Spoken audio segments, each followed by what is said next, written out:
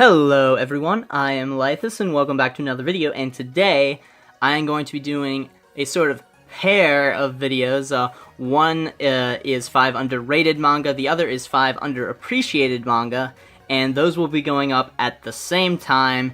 And this video in particular is the 5 underappreciated manga in my opinion. Now, one thing to note is my opinion on underrated has more so to do with scores series get on aggregator sites such as Mal or My Anime List, and underappreciated has more so to do with people talking about a series, having it in their collection, posting on Twitter, hey, I got XYZ series, and stuff like that. So it's more so to do with people having it in their collection regardless of what sort of score it may have. But unlike the other video, I'm going to kick this off a lot sooner because I talked for forever in that one. But to start off with, we have Doro Hador. Now, this has a really, really high score. Very long, well, I'm not sure if long running is the best terminology to use, even though it is because it's 21 volumes currently and still ongoing. But Doro Hador is a very, very well-written seinen.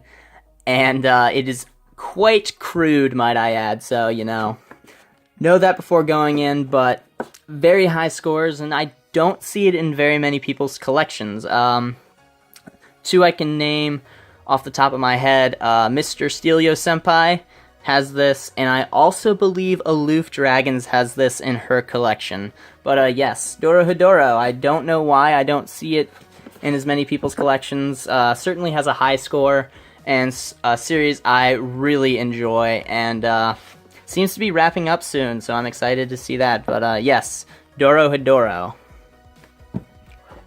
And next up, I have Seraphim by Mamoru Oshii and Satoshi Kon, and it has both of these names on the cover, and it baffles me as to why I've seen so few people with this in their collection. I can only think of Apollo Gray who has this right now, but there could definitely be others that I'm not thinking of right now. But unfortunately, it is unfinished, but it is a very, very well-written story so far. Unfortunate that it could never be completed, but it would have been a great, great story had it completed and concluded. But yes, we have a Seraphim. I'm not even going to pronounce the rest of it. I'm just going to call it Seraphim. But there that is. And next up, we have a Josei title, lterskelter, Fashion Unfriendly, or just lterskelter. And this is very, very unique type of story, focusing on sort of... It's hard to say exactly what it's focusing on, but the primary idea is sort of what people can do in their career that sort of ruins their lives, and how sort of the businesses that run the companies that these people work for can push these situations on these people and cause them to make very poor decisions, and bad things end up happening. But quite a depressing read, if I'm going to be honest, but it is very good nonetheless. When I would highly recommend picking up. Very, very interesting. It'll make you think about the way you sort of see things and stuff like that, but not many people have this in their collection, and it surprises me. But yes, lterskelter, Fashion Unfriendly. And next we have the series you're looking at right now, Nana, and I don't know why, because this is one of the best-selling manga in Japan. I don't hardly hear very many people talk about it, and not too many people have it in their collection, but it is definitely a series you want to read. One of the best manga out there, period. It will hurt you. It will hurt you a lot, and just very well written. I would highly recommend picking it up. Unfortunately, it is on hiatus currently, and it's been on that since 2009, so it may never finish. So if you want to get on it, read through it right now, I can almost guarantee that you won't regret it. The only thing you'll regret is that it will make you very depressed and very, very sad. But solid read, one I would highly recommend you checking out, and I can't say enough positive things about it.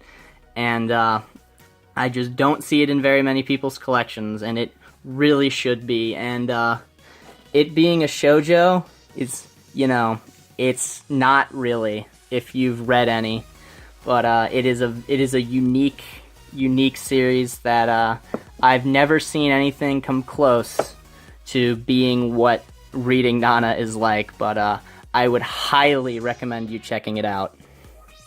And last up, we have a series you are sick of hearing me talk about, you are tired of hearing me mention its name, and you probably want to hurt me for saying it again. And that is none other than Bora, the story of a novelist.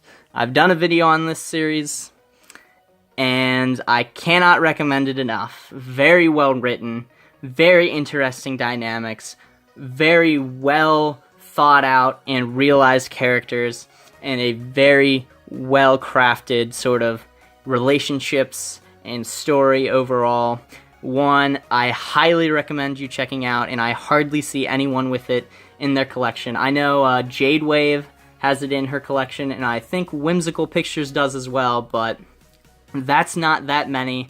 I'm sorry if I missed your name if you have this in your collection, but there are so many collections out there that I can't keep track of them all. Well, I can keep track of mine because, I see it very frequently, but yes, I would highly recommend you picking up Bora. I can guarantee you will not regret it, and you will love this story, and it will make you think a lot, and you will want to go back and read it. But yes, the last manga that I feel is underappreciated on this list has to be Bora. And that will wrap things up for the video. Let me know in the comments down below what your 5 underappreciated manga are. If you have any questions or comments, concerns related to any of the series, leave those down there as well. Of course, if you enjoyed the video, make sure to like and share. And if you'd like to keep up to date with all of my content, you can hit that subscribe button. But anyway, thank you guys so much for watching. I am Laethas. Goodbye.